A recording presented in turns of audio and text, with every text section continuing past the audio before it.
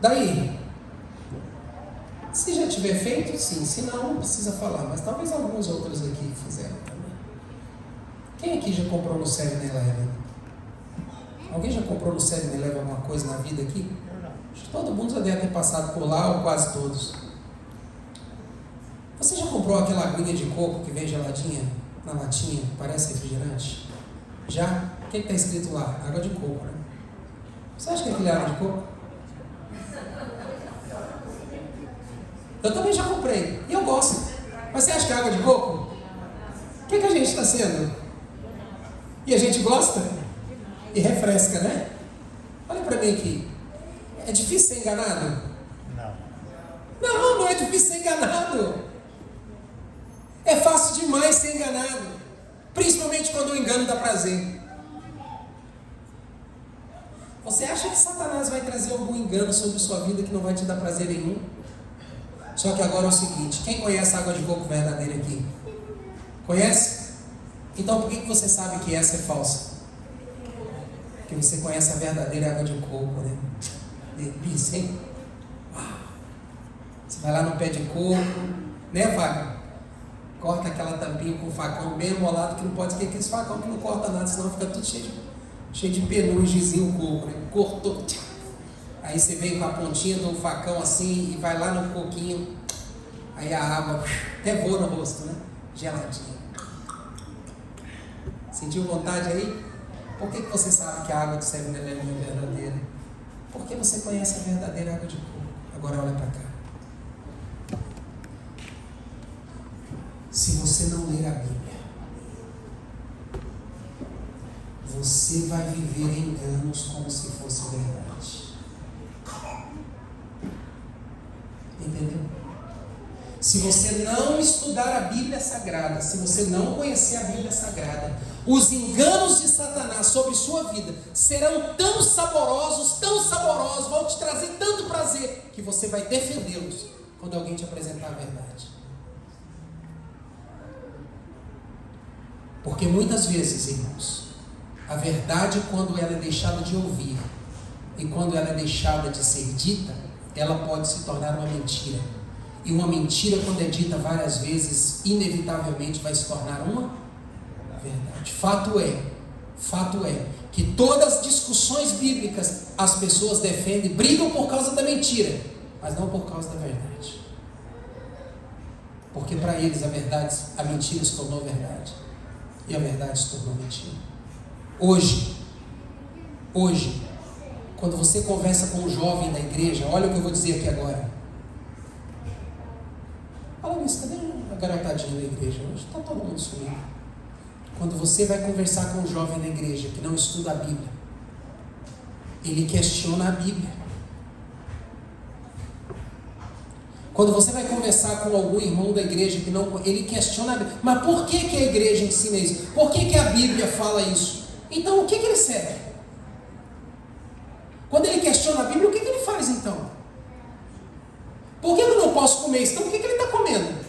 Por que eu não posso beber isso? O que ele está bebendo? Por que eu não posso ir nesse lugar? Então onde ele está indo? Por que eu não posso ter essa amizade? Então quais amizades ele está tendo? Por que eu não posso falar isso? Então o que ele está falando? Então o engano já está na vida dele.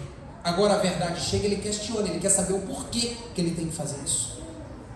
E aí a gente tem que se desdobrar para ensinar. Queridos, Jesus disse, cuidado com os enganos. Por que Jesus virá? Já estamos concluindo. Primeira coisa, a Bíblia diz em 1 Tessalonicenses 4,16, não precisa ir lá, eu vou só ler uns 2 versos desse aqui. 1 Tessalonicenses 4,16 diz que ele virá para ressuscitar os mortos justos. Quem são os mortos justos? São aqueles que antes da vinda de Cristo se prepararam, mas não tiveram oportunidade de vê-lo em vida e morreram crendo nele. A Bíblia diz que esses vão ressuscitar primeiro. Para o que Jesus virá? Por que ele virá? Ele virá para buscar os justos vivos e ressuscitados. 1 Tessalonicenses 4,17. Filipenses capítulo 3, Versículo 20 e 21, abra sua Bíblia aí, Filipenses, lá no final. Filipenses capítulo 3, versículo 20 e 21, diz assim. Olha o que diz Filipenses capítulo 3, versículo 20 e 21. Pois a nossa pátria está onde? Nos céus, de onde também aguardamos quem? O Salvador, o Senhor Jesus Cristo. Olha o que Ele fará na sua vinda, o qual transformará o nosso corpo de humilhação para ser igual ao corpo da sua glória, segundo a eficácia do poder que Ele tem, até subordinar a si todas as coisas. Olha aqui, que isso aqui é uma coisa que você tem que entender e aprender. Quando Jesus vier, Ele vai transformar o corpo de mortal para imortal. Quando Jesus vier, não tem mais perdão de pecado, não, irmãos. Quando Jesus vier, não tem mais mudança de comportamento, não. Quando Jesus voltar, não terá tempo de mudar essas coisas que a gente tem que mudar hoje. Abandonar vícios, aprender a tratar o próximo, reatar os relacionamentos familiares, pedir perdão para a esposa, para o esposo, pedir perdão para o pai, para a mãe, ou para um amigo, parar de usar determinadas coisas. Quando Jesus voltar, estas questões que diz respeito à nossa vida, que eu tenho que fazer, isso não poderá mais ser feito. O que vai acontecer no dia da volta de Cristo é aquilo que eu não posso fazer, que só Ele pode, que é transformar o corpo corrupto em corpo incorruptível, de transformar a mortalidade em imortalidade. Isso sim Jesus fará no dia da sua vinda. Agora, o que eu tenho que fazer antes de voltar. É por isso que eu estou falando dessa manhã para você, para que a gente dê uma atenção à nossa preparação.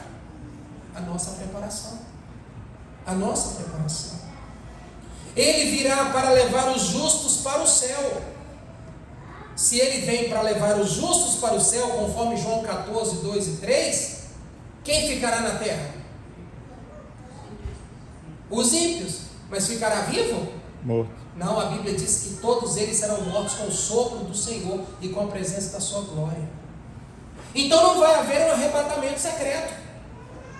Ninguém irá para o céu antes da volta de Cristo. Todos iremos no dia da sua vinda. E esse arrebatamento será visível. Então a pergunta que eu faço para a gente concluir aqui: como eu posso me preparar? Abra sua Bíblia e vamos ler 3 versículos. Dois versículos. João 6, 37. E aí eu termino. Como eu posso então me preparar? João 6, 37. Como que eu posso então me preparar para a volta de Jesus? João 6, 37. Diz assim a Bíblia. Leia comigo. Todo aquele que o Pai me dá, esse virá quem? A mim. E o que vem a mim, de modo algum, o lançarei fora. Uma das razões, irmãos, porque Cristo ainda não veio, é porque há pessoas sinceras que Ele deseja salvar. Mas esse tempo vai acabar. Olha para mim. Você lembra quando aconteceu aquela tsunami no Japão? Sim. Você lembra quando aconteceu aquela tsunami que mexeu 0 não sei quantos graus no eixo da Terra? Que aconteceu lá na Tailândia? 2004? Você lembra do terremoto do Haiti? Queridos, é tanta coisa que nós nos lembramos de mal que já aconteceu, que Jesus já poderia ter voltado. A gente fica sempre se perguntando o que mais tem que acontecer para que Ele volte. Só que a profecia ainda não chegou no seu fim. Mas ela vai chegar. Mas Ele já poderia ter voltado. Por que não voltou? Porque ainda há pessoas que precisam desse tempo da profecia.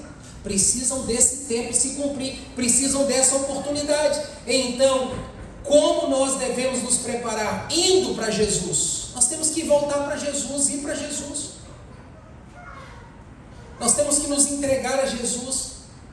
Se já somos batizados, temos que nos reconsagrar. Se não somos batizados, temos que nos consagrar e nos batizar. As cordas do pecado, tomar uma decisão. Muitas coisas na sua vida talvez não está acontecendo como você sonhou e gostaria, porque as algemas do pecado ainda te impedem de Deus realizar os milagres que Ele tem para você. Então rompa com isso. Encare a realidade, encare a rejeição, encare a escassez, encare os ataques do diabo, mas fique do lado de Jesus. Fique do lado de Jesus. Essa é a verdade. Vem para Jesus. E a Bíblia diz que existe uma outra razão de como nós podemos nos preparar. Filipenses 1:2, quando Paulo diz assim, que para mim o viver é quem? Então, irmão, peça a Deus para você viver Cristo todos os dias. E viver Cristo não é fácil. Viver Cristo demanda muita renúncia e muito desejo de fazer o que é certo. O nosso coração tem desejo de fazer o que é errado. Agora, quanto mais você estiver perto de Cristo, mais fácil as coisas vão ficar. E mais fácil você vai se parecer com Ele. Conta uma história de um homem que gostava muito de artes. E um dia ele foi visitar um museu de artes e lá tinha um quadro que ele mais achava lindo. Só que ele todo visitante só podia ficar 5 minutos dentro do museu. E a história diz que dia após dia, ele ia lá e aproveitava os 5 minutos, contemplando o quadro que ele mais gostava. Até que um dia ele chamou um amigo para ir à sua casa, levou ele num quarto separado e disse assim, olha aqui. E o amigo ficou deslumbrado. E disse assim, o que é isso que você fez? Eu pintei um quadro. Ele disse, mas esse quadro, que quadro é esse? E aí ele falou, mas esse quadro é uma obra-prima, você roubou? Ele disse, não, eu pintei. E ele disse assim, mas qual é o verdadeiro? O verdadeiro é esse aqui. Mas é praticamente igual. Ele disse assim, é que eu pintei enquanto eu contemplava. 5 minutos. 5 minutos, todas as vezes, todos os dias. Foi o suficiente para aquele artista reproduzir em perfeição um quadro verdadeiro. Você não precisa de muito tempo para parecer com Jesus. Eu confesso para você que eu tenho muito pé atrás com quem anda com a Bíblia embaixo do braço. Mas eu valorizo muito aquele que quando abre a boca, você ouve como se Jesus estivesse falando. Amém. Não é o quanto você tem a Bíblia em suas mãos, ou o quanto você lê, ou quanto tempo de igreja você tem que vai te fazer parecer com Jesus. Mas é quanto tempo você passa contemplando Ele, antes de estar pronto, de se preparar. Como a irmã Margarete hoje disse aqui, o pastor instrui, muitos ouvem, mas nem todos às vezes querem dar ouvidos.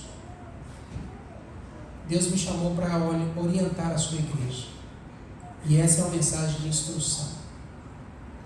Eu gostaria muito de preparar cada um de vocês, mas não posso. E nem vocês podem preparar a mim. Mas todos nós podemos nos valer do conhecimento para avaliar aonde nós precisamos melhorar. Porque ninguém deve julgar a ninguém pela vida espiritual que tem ou não. Mas naquele dia, todos nós seremos confrontados com o homem mais justo que já viveu sobre essa terra e que conhece a nossa história, até aquela que acontece quando ninguém está nos vendo. Ele vai revelar tudo. E naquele dia, Jocássia, Ele quer olhar para você e dizer assim: vinde bendita do meu Pai, e herde a herança que nos foi preparada desde a fundação do mundo. Jesus gostará de nos encontrar justos. na presença dele. Justo não é sem natureza pecaminosa, mas justo é aquele que decidiu viver para ele, com ele e por ele. Quantos nessa manhã gostariam de orar comigo, pedindo a Deus: Senhor, me ajude a colocar a minha vida de acordo com a sua vontade. Senhor, eu vou sair daqui e vou avaliar minha vida mesmo. Tem coisas que eu já